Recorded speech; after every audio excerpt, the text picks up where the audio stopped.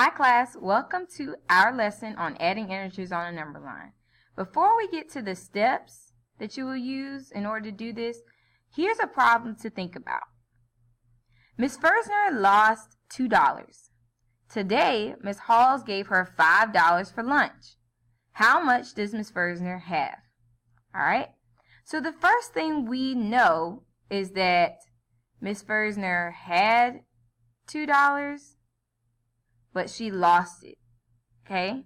So that means that we're already starting with a negative.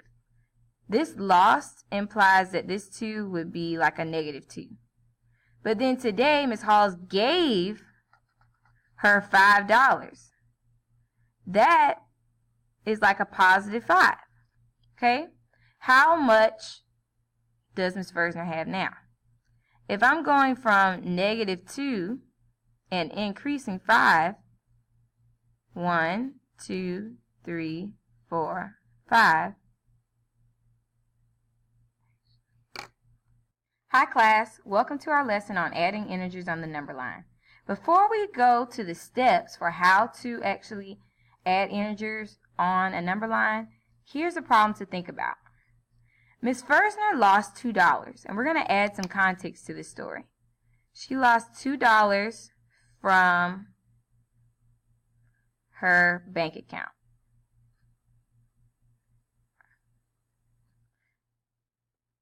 Alright, so the account right now is sitting, if we know that this loss means negative, the account is sitting at negative 2.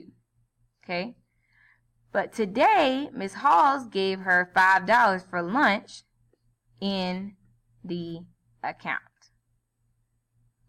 Okay, add these to your sheet as well. Alright, so that means that there's gave implies that we're adding on $5 to that same account.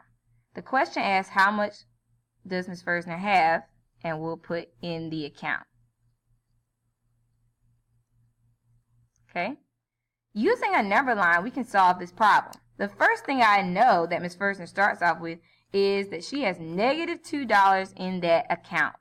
So we're going to plot that by finding where our negative 2 is on the number line and plotting a point right there.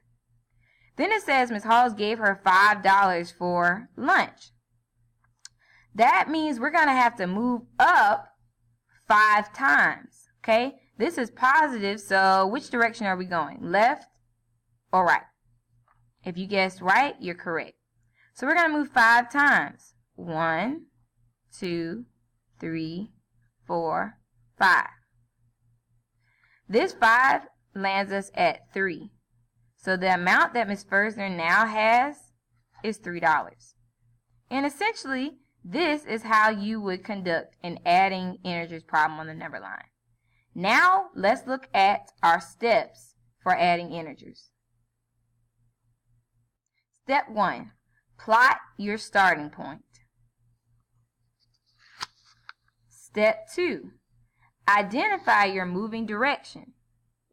If the second number is positive, then you're going to move right.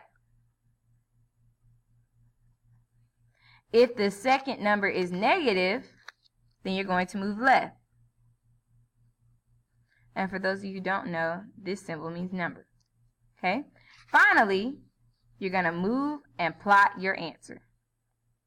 Now let's do a few practice problems. Number 1 is positive 4 plus 3.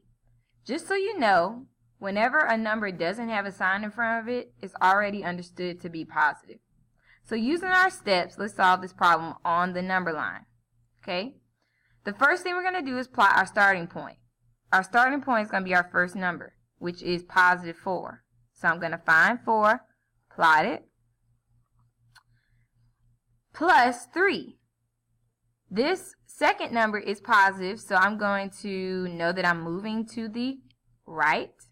And how many times am I moving? 3 times. So if I move 3 times, 1, 2, 3, then I'll end up on positive 7. Therefore, my answer is positive 7. All right, let's do the next one. First step, identify your starting point, which is going to be positive 7. plus negative 3.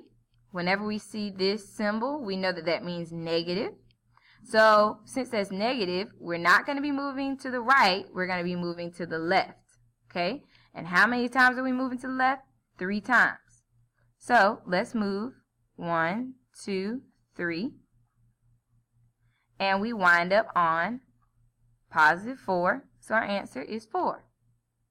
All right? This is the last one I'm going to do with you. Let's first plot our point. This is negative 6. Negative 6 is on the left side of the 0 right here. So we're going to plot our starting point. And we have negative 6 plus negative 3. Negative 3 is negative, so we're going to be moving to the left 3 times. 1, 2, 3. And we wind up on negative 9. So that's going to be our final answer. I want you to go ahead, using your number line, complete the front and back side of this activity, and when you are finished, get your answers checked by Ms. Fersner. Then keep moving with the rest of the task sheet. See ya!